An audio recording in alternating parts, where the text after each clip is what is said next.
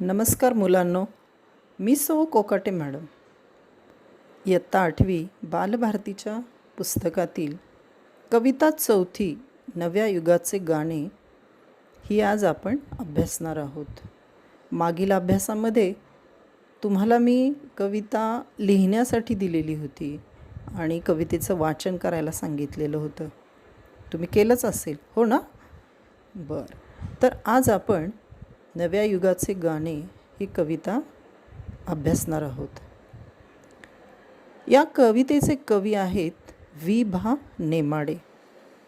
हे एक प्रसिद्ध असे कादंबरीकार आहेत, कवी आहेत. सर्वोच्च असा ज्ञानपीठ पुरस्कार त्यांना प्राप्त झालेला आहे. त्यांच्या विविध विषयांवरील काव्यरचना प्रसिद्ध आहेत. त्यांच्या काव्यातून बदलत्या काळातील मानवी जीवनावरील मार्मिक भाष्य आढळून येते.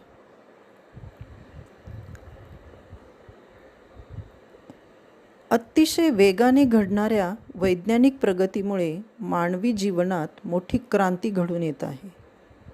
विज्ञानाच्या पाठिंब्यामुळे शून्यातून नवे विश्व उभारण्याची जिद्द मानवामध्ये निर्माण होत आहे. मानवी जीवनातील दैन्य दूर होत आहे. नव्या प्रगतीच्या आशा पल्लवित होत आहेत. हे या कवितेतून कवीने स्पष्ट केलेलं आहे.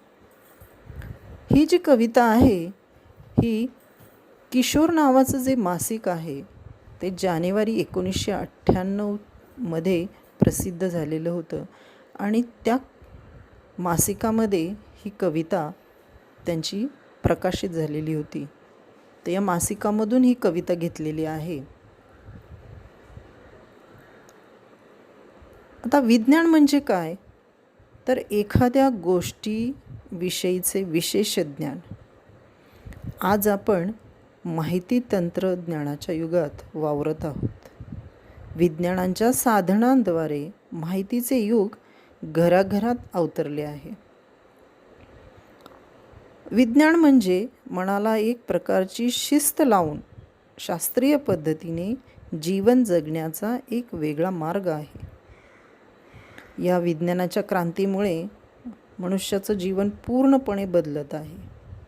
आता सध्याचंच उदाहरण म्हणजे आपण सर्वजण कोरोनामुळे घरी राहत आहोत, परंतु मोबाईल, व्हिडिओ यांच्या माध्यमांमुळे आपण संपर्कात राहून संभाषण करू शकतो, हो की नाही? तर कोरोनासारख्या महामारीच्या संकटावरही आपण मात करू शकतो, ती या विज्ञानाच्यामुळेच. म्हणून वैज्ञानिक दृष्टी खूप महत्त्वाची आहे. तेव्हा कवी वि.भा. नेमाडे हे आपल्या या कवितेतून हेच सांगत आहेत की विज्ञानाची कास धरा, विज्ञानाची दृष्टी जोपासा. तर पाहूयात आपण कविता नव्या युगाचे गाणे. अणुरेणूतुनी शब्द प्रगटती, चला चला पुढती, विज्ञानाचा प्रकाश आला, घडे दिव्य क्रांती. म्हणजे काय? अणुरेणूच्या सूक्ष्म कणाकणातून शब्द प्रगट होत आहेत की जन हो, चला पुढे चला. नवयुग आले प्रभातयाची, पहा दिसत दिव्य, शून्यामधुनी विश्व उभारू, जिद्द असे भव्य. विज्ञानाचे तेज आल्यामुळे दिव्य अशी क्रांती घडत आहे. विज्ञानाचे नवीन युग अवतरलेले आहे आणि त्याची तेजस्वी अशी आभा सर्वत्र आपल्याला दिसत आहे. शून्यामधुनी विश्व उभारू, जिद्द असे भव्य. म्हणजे काय? शून्यामधुनी म्हणजे अतिशय प्रतिकूल परिस्थितीवर मात करूनही नवीन जग निर्माण करण्याची प्रचंड हिंमत ही विज्ञानामुळेच निर्माण होते. आणि म्हणूनच कवी म्हणतायत, शून्यामधुनी विश्व उभारू. आणि जिद्द असे भव्य. म्हणजे जिद्द भव्य असेल तर आपण शून्यामधूनही विश्व उभारू शकतो. हृदयांतरीच्या अशांततेचा वणवा झणी विजला, उत्कर्षाचा अन प्रगतीचा मार्ग नवा दिसला. हृदयांतरीच्या म्हणजे काय, तर मनामध्ये जो काही खोलवर अस्वस्थतेचा, अशांततेचा वणवा म्हणजे मोठी आग. झणी विजला म्हणजे पटकन विजली आहे, मोठी आग पटकन विजली आहे. झणी म्हणजे पटकन. कशामुळे, तर ह्या विज्ञानामुळे. उत्कर्षाचा अन प्रगतीचा मार्ग नवा दिसला.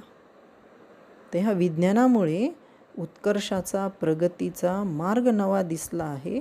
आणि म्हणूनच हृदयांतरीच्या अशांततेचा वणवा, मोठी आग पटकन विजली आहे. नवी चेतना अंतरी स्फुरली, दुबळेपण गेले, नैराश्याच्या होळीमधुनी तेज नवे आले.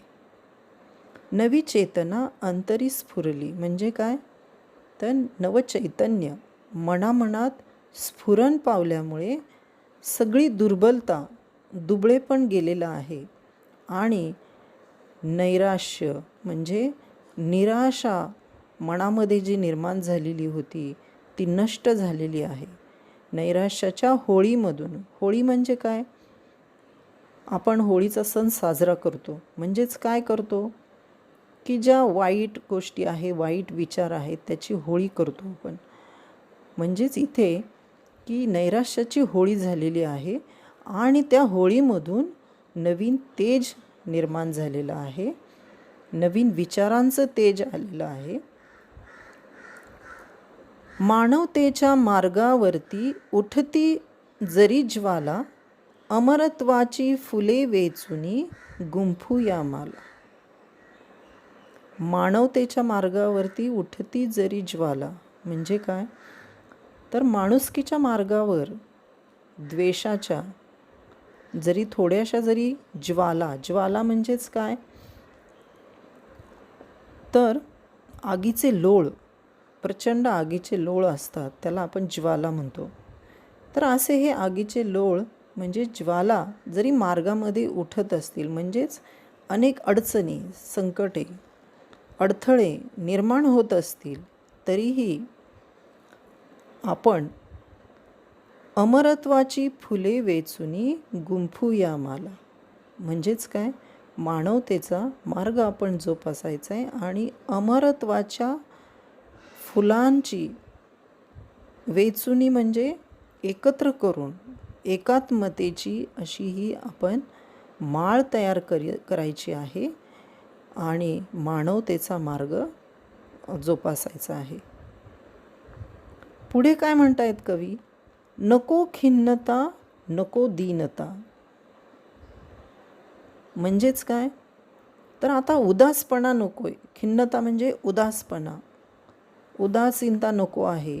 दीनता नको आहे, म्हणजे दीन म्हणजे दैन्य, दारिद्र्य, हे नको आहे आता. नवसूर्य पहा उगवतो, उत्कर्ष पहा झळकतो, संघर्ष पहा बहरतो. म्हणजेच काय की या नैराश्य, दैन्य, दारिद्र्य याचा जो अंधार आहे, त्या अंधाराला भेदणारा नवीन सूर्य उगवत आहे, तो पहा.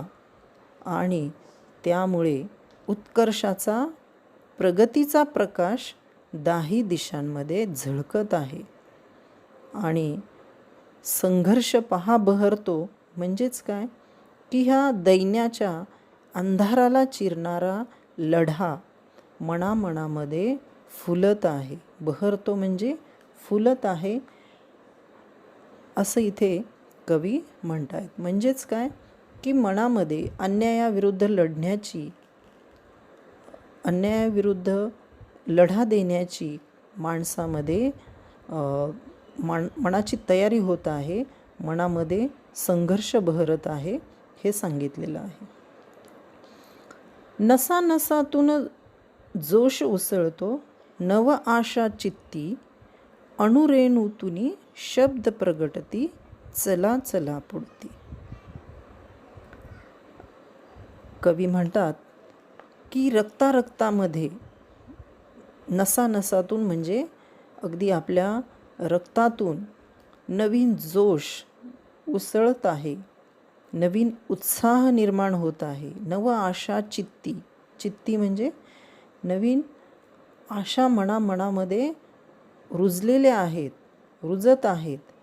आणि अशा ह्या उज्ज्वल जो विज्ञानाचा प्रकाश आहे, विज्ञानाचं नवीन युग आहे, ह्या युगातील अणुरेणूमधून सूक्ष्म अशा कणाकणातून शब्द प्रकटत आहे की पुढे चला आणि प्रगती करा.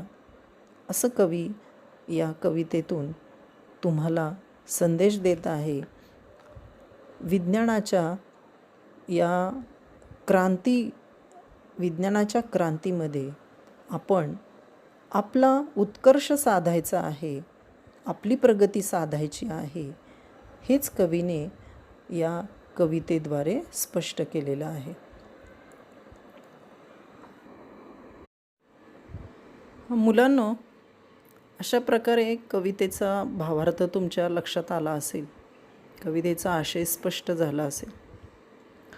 कवितेतील शब्दार्थ मी तुम्हाला स्पष्ट केलेले आहेत. तरीही पुन्हा एकदा कवितेतील काही शब्दांचा अर्थ पाहूयात. अणुरेणू म्हणजे अतिशय सूक्ष्म कण, प्रगटती म्हणजेच प्रकट होतात किंवा निर्माण होतात, दिव्य म्हणजेच तेजस्वी, क्रांती म्हणजे मोठा बदल, पूर्णपणे बदल घडणे, प्रभा म्हणजे प्रकाश, तेज, शून्यामधूनी विश्व उभारू म्हणजेच प्रतिकूल परिस्थितीतून नवनिर्मिती करणे, वणवा म्हणजे मोठी आग, झणी म्हणजे पटकन, उत्कर्ष म्हणजे भरभराट, उन्नती, चेतना म्हणजे नवचैतन्य, अंतरी म्हणजे मनात, स्फुरली म्हणजे स्फुरण पावली, नैराश्य म्हणजे निराशा, तेज म्हणजे प्रखर प्रकाश, ज्वाला म्हणजे आगीचा लोळ, अमरत्व म्हणजे अमर म्हणजे कोणाला म्हणतो आपण, तर ज्यांना मरण नाही असे अमरत्व. वेचुनी म्हणजे गोळा करणे, जमा करणे.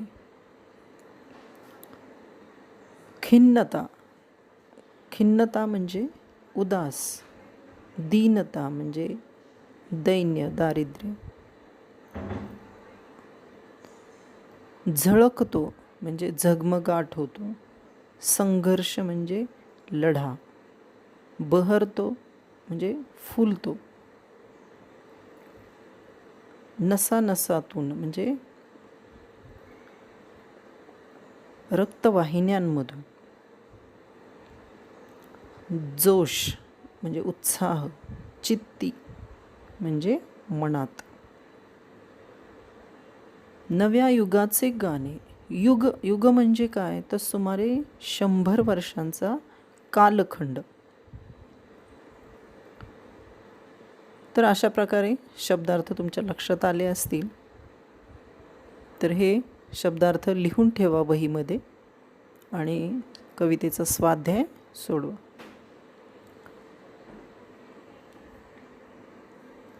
कवितेची आपण चाल पाहूयात.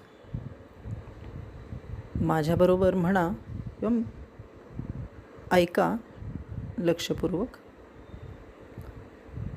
अनुरेणूतून शब्द प्रगटती, चला चला पुढती, चला चला पुढती. अनुरेणूतून शब्द प्रगटती, चला चला पुढती. विज्ञानाचा प्रकाश आला, घडे दिव्य क्रांती, घडे दिव्य क्रांती. नवयुग आले प्रभातयाची, पहा दिसत दिव्य. शून्यामधुनी विश्व उभारू, जिद्दासी भव्य. हृदयांतरीच्या अशांततेचा वणवाजणी विझला, उत्कर्षाचा अन प्रगतीचा मार्ग नवा दिसला. नवी चेतना अंतरी स्फुरली, दुबळेपण गेले. नैराश्याच्या होळीमधुनी तेज नवे आले. मानवतेच्या मार्गावरती उठती जरी ज्वाला, अमरत्वाची फुले वेचुनी गुंफूया माला. नको खिन्नता, नको दीनता, नवसूर्य पहा उगवतो. उत्कर्ष पहा झळकतो, संघर्ष पहा बहरतो. नसा नसातून जोश उसळतो, नव आशा चित्ती. अनुरेणूतीन शब्द प्रगटती, चला चला पुढती, चला चला पुढती, चला चला पुढती.